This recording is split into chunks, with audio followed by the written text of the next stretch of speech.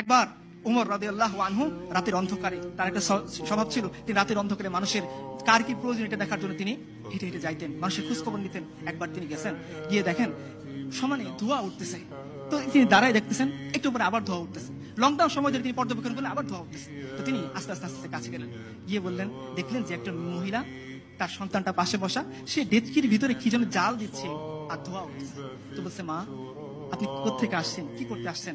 বলছে, দেখো খলিফা উমরের সাথে দেখা করতে আসছিলাম, এখন তো রাত হয়ে গেছে, তাবু খাটে সে কখন থেকে অপেক্ষা করতেছি, এই সন্তানটাকে চেষ্টা করতেছি একটু ঘুম পাড়াবো, কিন্তু আমার বুকে দুধ নাই, এই বাচ্চাটা ক্ষুধার যন্ত্রণায় কষ্ট পাচ্ছে। তো আমি একে সান্ত্বনা দেওয়ার জন্য একটা হাড়ির মধ্যে কয়েকটা পাথর নিয়ে জাল দিচ্ছি আর বলতেছি, দেখো বাবা রান্না হচ্ছে, তুমি একটু অপেক্ষা করো, রান্না হচ্ছে, তুমি একটু অপেক্ষা করো। এই দৃশ্য দেখে আমিরুল মুমিনিন উমর রাদিয়াল্লাহু আনহু বাচ্চা শিশুর মতো কাঁদতেছেন, দ্রুত আসছেন, বাইতুল মাল থেকে নিজে আটার বস্তা নিয়ে গেছেন। তার গোলাম বলতেছিল, হে আমিরুল মুমিনিন, আপনি তো আমাদের সবার আমির, আপনি আমার আকা, আমার মনিব, আমি আপনার গোলাম, বস্তা না আমার পিঠে দিবেন, আমি না আপনাকে নিয়ে যাব। ওমর বলতেছেন, হে আমার গোলাম, যে বোঝা আল্লাহ আমাকে দিচ্ছেন সেই বোঝা কিয়ামতের দিন তুমি বইবা, বস্তা আমার কাঁধে তুলো। উমর রাদিয়াল্লাহু আনহু খলিফাতুল মুসলিমিন রাদিয়াল্লাহু আনহু, তিনি উটের ও আটার বস্তা পিঠে নিছেন, একটু তেল একটু ঘি হাতে নিছেন, কয়েক মাইল হেঁটে ওই নারীর কাছে গেছেন, গিয়ে তিনি নিজ হাতে আমিরুল মুমিনিন উমর ওই যে পাথরে দিয়ে গরম করা যে পানি, সেই পাথর সরিয়ে ওইখানে তিনি আটা দিয়েছেন, আটা গুলছেন, নিজে রুটি বানাইছেন।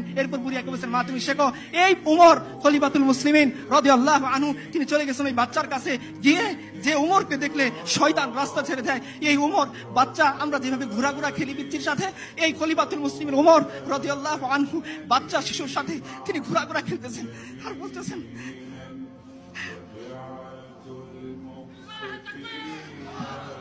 উমর বলতেছেন যে এতক্ষণ তুমি বাচ্চাকে কাঁদাইছো, এখন হাসিতে হবে।